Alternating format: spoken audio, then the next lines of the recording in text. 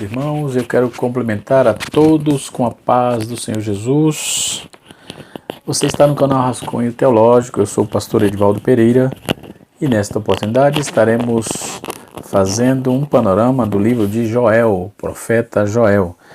Quero aqui felicitar a todos pelo ano novo que chegou, desejando a todos muitas bênçãos de Deus, muita saúde, muita paz. Mesmo que nas lutas, nas dificuldades, por exemplo, eu estava no estado da Bahia, e vai uma saudação de paz aqui para o pastor Joelso, pastor Sidraco, presbítero Reinaldo, o pastor Nilton Pereira, pastor Adriano da Igreja Batista Missionária, pastor Carlito Machado Fiel, pastor presidente da Assembleia de Deus em Itabuna. São pastores que estão fazendo um trabalho relevante nos locais onde estão pastoreando. Deus abençoe as vossas vidas. Estivemos ali no estado da Bahia, muita chuva, muita calamidade, mas o Senhor nos ajudou também a ajudar outras pessoas, né? Deus abençoe a todos. Este é o primeiro vídeo do ano do canal Rascunho Teológico, e nós estamos fazendo um panorama bíblico. Como não terminamos ainda, estamos nos profetas menores. E nós vamos falar hoje do profeta Joel, tá certo? Muito bem, tem algumas curiosidades que vamos citar Joel, também vamos tirar alguns paradigmas, alguns besterol que se coloca, que não tem nada a ver uma coisa com a outra. Esse aqui é um estudo teológico, eu considero assim, e nós vamos estar ministrando, falando sobre o livro do profeta Joel. Quem foi Joel? Quando vamos considerar esse personagem, Joel, ele é uma das pessoas mais conhecidas, mas outros homens na Bíblia também chamaram Joel. Joel era um nome muito popular entre os hebreus, então nós vamos encontrar pelo menos 13 nomes, 13 pessoas com esse nome. Joel significa Jeová é Deus, e assim sucessivamente. Então nós vamos ver que além do profeta Joel, nós vamos ver outros nomes de Joel na Bíblia, ok? Muitos dizem, por exemplo, no livro de Joel, se podemos aprender isso, o gafanhoto era demônio ou era gafanhoto mesmo? Só adiantando aqui, era gafanhoto, certo? Literalmente. O migrador, o cortador, esse tipo de esses gafanhotos, esses animais que tinha, era bicho mesmo? Sim, era bicho, não demônio, certo? Então, não sei quem foi que colocou isso na cabeça de muitas pessoas que acham que o devorador é o demônio. Isso é mentira, isso não procede. Quando está, principalmente citando Joel, não é procedente, ok? Estas e outras questões vamos resolver agora. Antes de entrar nessas questões, nós vamos trazer aqui os 13 Joel, 13 pessoas que a Bíblia faz citação do seu nome. Joel, filho mais velho de Samuel, 2 Samuel capítulo 8, versículo 2, era o pai mais velho de Emã, o cantor descrito lá em Crônicas, capítulo 6, versículo 33, e Crônicas, capítulo 15, verso 17. Em algumas versões, o nome dele aparece como Vasni, ou seja, Joel, seu irmão mais novo, Abias, foram designados por Samuel para serem juízes em Betseba. Entretanto, o fracasso deles na função contribuiu para a exigência de um rei para Israel por parte dos anciões, ok? Então eles não desempenharam bem nem Abias e nem Joel, seu irmão, que era também conhecido como Vasni, ok? Um outro Joel, esse é o primeiro Joel. O outro Joel é registrado, é um ancestral de Samuel, citado no mesmo capítulo, no capítulo 6 de Samuel, no capítulo 6 do livro de Crônicas, 6:36. Ele era filho de Azarias e pai de Eucana, esposo de Ana. Depois tem um outro Joel, príncipe dos Simeonitas, que é citado em 1 Crônicas 4, verso 35, ele viveu por volta de 715 a.C. Depois tem um membro da tribo de Ruben, citado em 1 Crônicas, capítulo 5, versículo 4 a 8. Depois nós vamos ver o quinto Joel, um chefe de Bazã, em Bazã, citado lá em 1 Crônicas 5:12. Esse personagem, às vezes, é considerado por alguns estudiosos como sendo o Joel citado acima, ou seja, o filho da tribo de Ruben, não é? Mas não se tem desfecho disso, então é mais um Joel. Depois temos o sexto Joel na Bíblia, que é Joel, filho de Israelitas, chefe em Isacar, na ocasião, na época de Davi, 1 Crônicas 7:3. Depois nós temos Joel, irmão de Natã, também chamado de Igal, lá em 2 Samuel, capítulo 23, versículo 36. Era um dos poderosos de Davi. Depois nós vamos ver um outro chamado um Gessonita. Gessonita, filho de Ladão, chefe dos levitas. Lá em 1 Crônicas 23, verso 8.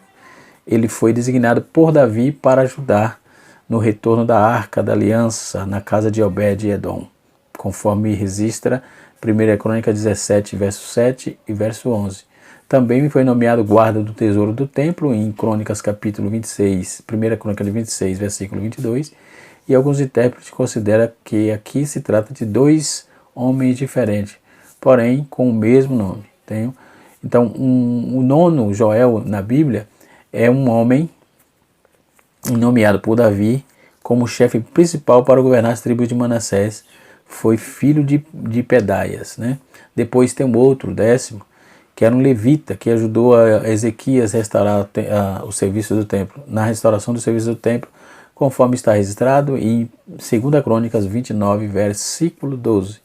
Depois nós vamos ver o filho de Nebo, contado aí entre os filhos que prometeram expulsar as esposas pagãs, em Esdras 10, verso 43. Depois nós vamos ver o Joel, supervisor dos benjamitas no período pós-exílico em Jerusalém, Neemias capítulo 11, verso de número 9. Depois nós vamos ver Joel de Bani, filho de Bani, chamado de Uel, né, em Esdras 10, 34, mais um homem relacionado entre aqueles que expulsaram as esposas pagãs. E por fim, o profeta Joel, né? E o profeta Joel, ele, na verdade, pouco se sabe dele, não existe muitas informações sobre esse profeta, né? Sabe-se que ele era filho de Betuel, ele vivia em Judá, ok? Profeta Joel, como o livro leva o seu nome, né? Ele está falando sobre os gafanhotos, os estragos que tinha causado na terra de Judá. Ele fala ao mesmo tempo do dia do Senhor e do seu terror. E também indica que antes de chegar esse tempo, o Espírito de Deus será derramado copiosamente sobre toda a carne. Não é? Essa profecia do derramamento do Espírito é muito conhecida por nós outros, né? Sua mensagem trata dos juízos do Senhor sobre as nações inimigas e termina com o relacionamento de Judá e as bênçãos que lhes são concedidas. Dentro desse contexto, nós temos que parar e ver o fundo histórico, né? Fundo histórico. Como eu já disse, Joel é Deus, Jeová é Deus, significa Jeová é Deus, seu pai era Betuel. Ele persuadido por Deus, Betuel quer dizer persuadido por Deus.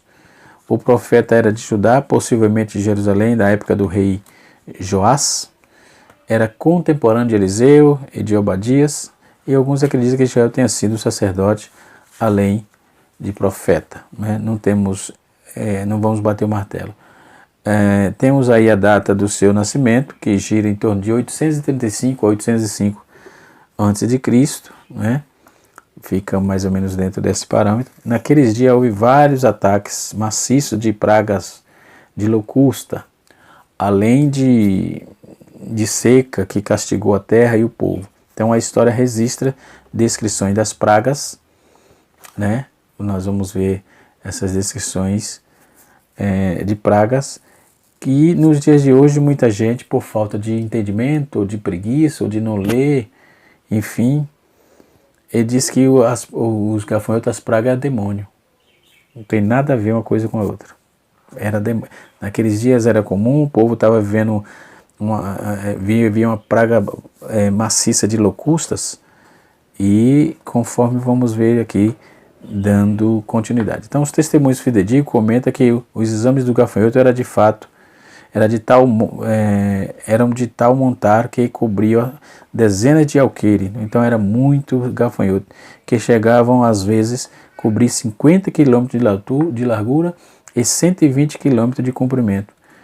Depois de acabar com a lavoura e a planta, os insetos entravam nas casas, em outros lugares, à procura de mais alimento. Então, comida, feno, roupas e até odres eram consumidos e cortados em pedacinho. Em pouco tempo, essas pragas reduziam a nada todo o produto e trabalho de vários meses e até anos, por que não dizer, né? Mais de 80 espécies de locustas são conhecidas. Joel menciona um único tipo, mas trata de seu desenvolvimento em 4 fases, né? Quando vamos ver a questão das fases dos gafanhotos, nós vamos ver na revista atualizada, Almeida atualizada, nós vamos ouvir falar primeiro sobre o gafanhoto cortador. Na revista atualizada e corrigida, nós vamos ver a lagata, né? Lagata, que é os recém-nascidos sem asa, esses gafanhotos. Essa fase dele é os recém-nascidos sem asa. Temos o gafanhoto migrador, que está na atualizada revista, Almeida Revista Atualizada. Já na revista corrigida, Almeida Corrigida, Revista Corrigida, está gafanhoto. Esse estágio inicial, já no primeiro estágio do desenvolvimento, pode procriar, né? Isso eram as fases do gafanhoto. As versões das Bíblias e a fase do gafanhoto. O terceira gafanhoto aqui é o gafanhoto devorador, que era locusta, né? O estágio intermediário desenvolve pequenas asas, não voam, mas pulam bem e começam a devorar o que vê pela frente. Na revista Almeida Atualizada, nós vamos ver gafanhoto devorador. Na revista Almeida Corrigida, nós vamos ver locusta. E por fim, nós vamos ver o gafanhoto destruidor. O gafanhoto destruidor está na revista Almeida Atualizada com o gafanhoto destruidor. Já a revista Almeida Revista Corrigida vai chamá-lo de pulgão, né?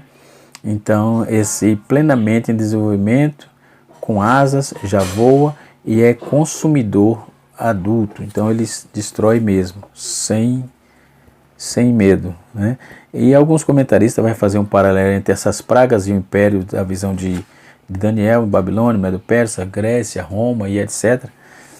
Mas a interpretação mais provável é a simbólica. O incidente dos gafanhotos e o locusta foi real, já havia acontecido. O profeta lembra ao povo aquela época tão aterrorizadora, né? Porém, agora ele vai conscientizá-los das vindouras invasões inimigas. As nações se levantarão contra Judá, o grande alvoroço, a ferocidade. Por fim, o profeta vai empregar a assolação passada para mostrar que o futuro dia do Senhor será, por sua vez, ainda mais terrível, né? Então, Joel estava lembrando do que havia acontecido e que o povo poderia sofrer até coisas piores. O tema do livro é o dia do Senhor, está próximo, né? E assim sucessivamente. Então, nós vamos ver que ele começa a fazer um alerta. Em Joel capítulo 1, versículo de número 1, ele começa a fazer um alerta. Diz assim: ah, que dia! Sim, grande é o dia do Senhor e muito terrível. Quem poderá suportar? Né? Depois de falar sobre as locustas, Joel levanta aí a voz e dá um brado ao povo. E ele procura acordar os ébrios do seu estado de estupor. E no versículo 5 do capítulo 1, ele procura despertar as virgens, ou seja, as noivas, e também despertar os lavradores, né? E no versículo 11, e no versículo 13 ele procura despertar os ministros de Deus, né? Que seriam os sacerdotes, todos aqueles que era já vista naquela época, né? E assim sucessivamente. Então, os ataques de que o profeta fala aqui ocorrerá durante a grande tribulação, que será quando Judá e Israel for atacado pelas hostes inimigas nos dias antes da grande batalha do Armagedon. Então, os desfechos da grande tribulação, podemos ver que o Joel traz uma descrição, principalmente nos versículos 2, capítulo 2, versículo 2 a 10, ele indica que as tropas adversárias serão destemidas, heróicas e dominadas pelo zelo do destruidor, né? Então, o arauto de Deus não esquece de mencionar aí que este exército, no caso, e sua marcha fazem parte do plano de um comandante, ou seja, o Senhor levanta a voz diante do seu exército. Então, capítulo 2, verso 11. Né? Então, o Altíssimo permite a aflição do seu povo nas mãos de forças ímpias, a fim de trazê-los ao arrependimento antes que seja tarde demais. Né? Então, essa era a visão do profeta. Né? Depois ele vai pregar uma penitência do capítulo 2, versículo 12 até o versículo 20. Ele vai trabalhar a penitência e também trazendo a lume e a promessa. Então, o porta-voz Joel, ele vai dizer que Judá é uma saída para Judá, que Deus deseja mostrar-lhe sua misericórdia, porém é preciso que Judá volte ao seu primeiro amor, é preciso tomar decisões, mas logo há esperança, a situação parece sem saída, entretanto o povo volta-se para Deus e ainda assim agora mesmo será salvo, diz o texto, capítulo 2, versículo de número 12. Não é? Aí, quando a Bíblia trata também, tem uma frase muito comum chamada rasga o coração, não é? O apelo do profeta é um convite ao povo para se acertar com Deus, para entrar em comunhão com Deus, é uma chamada total de reconsagração, é a hora da conversão. Joel lista aí certos atributos de Deus, querendo aí mostrar que ele é perfeitamente capaz de perdoá-los e de, se viesse, converter de novo. Então, a ideia de Joel era trazer ao povo as lembranças e mostrar o caminho, que era o caminho do arrependimento, e Deus tornaria para eles perdoá-los e trazê-los para o caminho. Né? O pedido do profeta é de que Judá volte. Né? Existia ali o interesse da reconstrução do templo, não é? Por isso que diz assim o texto: subir o monte, trazer madeira e edificar a casa. Ou seja, era um convite que o profeta estava fazendo para que o povo se comprometesse na construção, na reconstrução do templo que havia sido destruído. Então, o pedido do profeta aí para que o povo voltasse para Deus. Quando o infiel rasga ou dilata o seu coração perante o Senhor, então ele poderá consertá-lo, refazê-lo com o seu eterno amor. Né? Essa é a mensagem de Joel no capítulo 2. Ainda no capítulo 2, ele usa essas frases assim, vamos lá. Tocai a trombeta em Sião, promulgai um santo jejum, proclamai uma assembleia solene, congregai o povo, santificai a congregação, ajuntai os anciões, reuni os filhinhos e os que mamam, saiam o noivo da sua recâmara e a noiva do seu aposento, chorem os sacerdotes e orem, poupa o teu tempo, ó Senhor. São frases que estão inseridas, né, o chamamento contínuo do profeta. Esse chamamento vai do capítulo 2, versículo 15 a 17, né, que tem essas frases aí. Então, nós vamos observar que o zelo e a compaixão de Deus pelo povo, mesmo o povo ainda vacilando, Deus amava o povo, Deus queria estar com o povo, né? Deus não abandonou o povo. O povo era um objetivo de Deus. Deus queria salvar o povo, né? Então, quando vamos ver essas verdades, nós vamos observar que o profeta, ele estava trazendo tudo que Deus desejava para aquele povo, né? Tudo que Deus queria. Então, por isso que o livro de Joel ele recebe o título de um Joel, no caso. Então, nós vamos ver que todo esse contexto, toda esta visão, nem os dados cronológicos vamos observar, né? Ele foi um profeta, primeiro, foram sugeridos a composição, primeiro, o começo do período pós-exílico, segundo, o fim do período pós-exílico, terceiro, o pós-exílico. Então, a última hipótese é alegada aí com base nas referências dos textos gregos, não é? Nós vamos ver gafanhoto em hebraico, é o termo gafanhoto, quer dizer harben, que no hebraico significa gafanhoto comum. É o mesmo dia, é o mesmo da praga lá de Êxodo 10:4, não é? Outra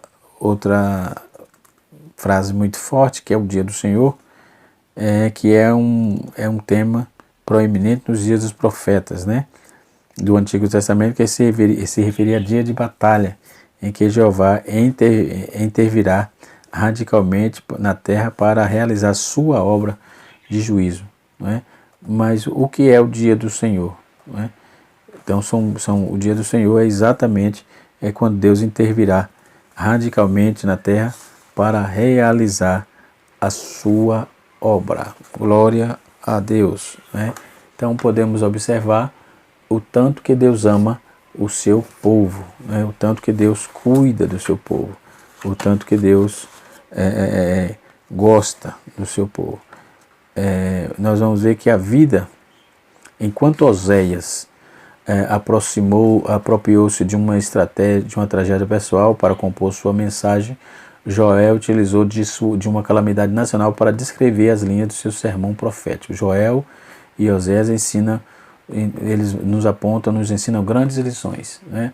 Nessas experiências tem muito a ensinar, sobretudo do ponto de vista espiritual, né? Então nós podemos observar que a pregação de Joel, a profecia de Joel, possui alguns propósitos principais. Em primeiro lugar, ele condenou a indiferença do povo. Enquanto havia necessidade de fazer o templo, o povo estava indiferente, sem querer colocar a mão na massa. Por isso que ele convoca: subi o monte, tirai madeira e edificai a casa, né? Ele faz a proposta para o povo. Então, em primeiro lugar, o povo havia uma indiferença, que o povo, que apesar de ter sido punido pelo Senhor, permanecia com o coração enrijecido e apático. E em seguida o profeta anunciou aí um grande juízo, né, aproximando-se de Judá em razão do seu estado de insensibilidade espiritual. Essa questão de indiferença, né, é um prejuízo. Nós vamos ver que Judá, nesse estado de inércia, né, em vez de se humilhar, e as pessoas aí permaneciam insensíveis, inertes espiritualmente, e esse novo juízo seria incomparavelmente maior do que a experiência anterior. Então nós vamos ver que o profeta proporcionou uns símbolos recentes de pragas de gafanhoto para referir-se a uma grande derrota militar que a nação ia sofrer. Então provavelmente nós podemos ver aqui que provavelmente ele estava falando da derrota para a Babilônia. Naquele momento o tom da mensagem era catastrófica e visava despertar o povo. Então, no terceiro lugar, Joel conclamou o arrependimento da nação. Primeiro, ele condena a indiferença do povo. Segundo, ele menciona o grande juízo, ele faz a citação do grande juízo. E terceiro, Joel conclamou o arrependimento da nação no meio da manifestação evidente e essa convocação era com penitências, ou seja, oração, jejum, lágrimas, roupa de saco, cinzas, né?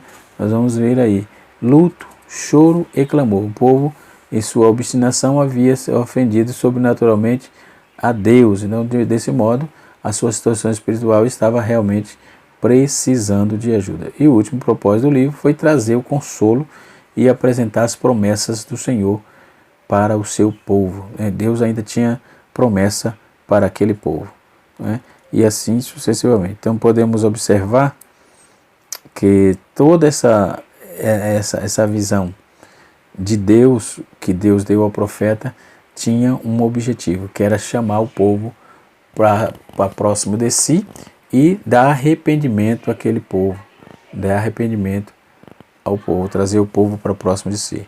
Então sua ocupação, a ocupação de Joel são belas, pelas profecias de Joel, que são belas e poesias literárias. Ao estudarmos o livro de Joel, veremos que a forma dramática e real, como ele se posiciona, ele falava com autoridade, demonstrava conhecimento das causas, não é? Então ele estava falando embasado daquilo que ele conhecia também, não é? O local de atuação dele Ele desenvolveu seu ministério em Jerusalém, morou e profetizou em Jerusalém. Ele tinha um amplo conhecimento dos acontecimentos em torno do templo, né? Joel capítulo 1, versículo 13 e 14, Joel capítulo 2, versículo 17. Então o profeta menciona inúmeras locações no sul, demonstrando externa familiaridade com a terra que ele estava falando, né? Uma tradição judaica diz que ele era natural de Betom, na tribo de Ruben. Foi Joel que endereçou aí essa profecia aos filhos de Sião, né? Então, todas essas verdades com respeito a esta grande importância e importante obra. Joel apresentou aí uma devastação, a seca, a fome que atingia a nação, né, conforme já disse. Então nós vamos ver, quando as pessoas procuram espiritualizar sem conhecimento, é uma questão de falta de leitura, é uma questão de ignorância, de não querer conhecer o que está no texto. Deus traz ao povo, volta a fazer promessa de regozijo ao povo de Israel, né? Aí ele promete a restituição e depois ele fala de um derramamento do Espírito. Então esse trecho é uma passagem, vamos ver, que é predileta do meio pentecostal, né? Realmente é um estandarte de doutrina do Espírito Santo. Os efeitos dessa efusão do Espírito os efeitos da efusão são profecias, sonhos, visões, que são mensagens de revelação para edificação e fortalecimento. São elos de esperança entre Deus e suas criaturas, né? Vínculo de fé que asseguram a nossa posição familiar, cristão e universal. Então, esses mitos em torno do livro, de tanta espiritualização, é improcedente, né? O dia do Senhor virá, que era exatamente o castigo de Deus para Israel, ou os gafanhotos eram gafanhotos mesmo, nunca foram demônios, como se ilude. Isso é equívoco, isso é desonestidade escriturística ou desconhecimento, né? Porque quem conhece e ensina errado está sendo desonesto de forma escriturística, né? Desonesto também conhecido como desonestidade textual, né? Desonestidade textual. Depois, no capítulo 3, Joel ele vai falar sobre o vale da decisão. Então o Senhor dificilmente quer libertar o homem da perdição. Decididamente, aliás, ele quer libertar o homem da perdição. Ele quer trazer salvação, né? Porém, a sua justificativa permitirá que o pecado permaneça, não permitirá que o pecado permaneça continuamente no mundo. Um dia, o povo que persiste na iniquidade terão que enfrentar o juízo de Deus. A tolerância divina findará e começará o grande e terrível dia do Senhor, né? Depois Joel no capítulo 3, versículo de 1 a 21, traz todo esse vale da decisão. No capítulo 3, versículo 1 a 8, Joel fala sobre o juízo contra as nações inimigas. Então Joel trata das nações adversárias de Judá. O Senhor juntará esse povo no vale de Josafá, que significa Jeová julga, e representa simbolicamente o juízo de Deus durante a tribulação, e culminando com a batalha final na planície lá do Armagedon, fazendo recair sobre eles a sua vingança. No capítulo 3, verso 4 e 7, é quando Deus trabalha essa proposta. Ele vai falar contra as nações de Tiro, contra as nações de Sidom, todas as regiões da Filistia. Ele tinha se propagado com a troca de meninos por prostitutas e meninas por vinhos. Enfim, eles trocavam pessoas por objetos. Veja a degradação, a falta de humanidade que existia naqueles dias, né? Veja bem quão é perigoso, né, esse tipo de indiferença, esse tipo de coisa, né? Com respeito à obra de Deus, não podemos ser indiferentes em nenhum momento. Precisamos ter coerência, precisamos voltar para Deus. Por isso que eu sempre estou falando, precisamos ouvir os profetas, tanto os profetas maiores quanto os profetas menores, principalmente os profetas menores, que eles são objetivos, né? Eles são focados, né? Então, os profetas, eles falaram muito ao ouvido do povo, e nós temos que tomar esse exemplo de ouvir a voz dos profetas, né, da Bíblia. O povo, aquele povo rebelde, Tiro, Sidom e outras regiões de Filistia, não somente roubaram o ouro e a prata e os tesouros do Senhor e os colocaram nos seus templos pagãos, conforme está no versículo 5 do capítulo 3, não somente por duvidarem da terra, dividiram a terra do Senhor entre si, capítulo 3, verso 2, mas principalmente venderam os filhos dos judeus e espalharam o povo pelo mundo, não é? Aí pelo mundo afora. Então, por causa dessas infâmias, tais povos seriam severamente julgados e castigados, conforme está no capítulo 3, versículo número 7 e 8, né? Depois Deus executa a sua sentença, e nós vamos ver que ele faz aí a reconciliação do povo para com ele, enquanto o Senhor brama e faz tremer os céus e a terra, levando a efeito o julgamento dos seus inimigos, também a providência e a proteção dos seus filhos. Então, o extermínio dos seus adversários, o refúgio prometido, enfim. Então, a passagem final desse texto demonstra que Deus não abandona os seus, aquele que o rejeitarem serão desolados e destruídos. Porém, aqueles que se voltarem para o Senhor serão perdoados e tornarão tudo novo, e terão tudo novo. Glória a Deus. Assim é o Evangelho. Como também os que pertencem à nação de Deus serão adotados espiritualmente, e haverá paz, tranquilidade, bênçãos em abundância e restauração completa. Então a pessoa do Altíssimo habitará entre o seu povo, e Judá permanecerá para toda a eternidade, conforme está escrito no capítulo 3, versículo de número 20 a 21. Joel termina por aqui. Deus abençoe a todos, que o Espírito de Deus continue trabalhando e falando nos corações de cada irmão. O próximo livro que estaremos falando é o livro de Joná.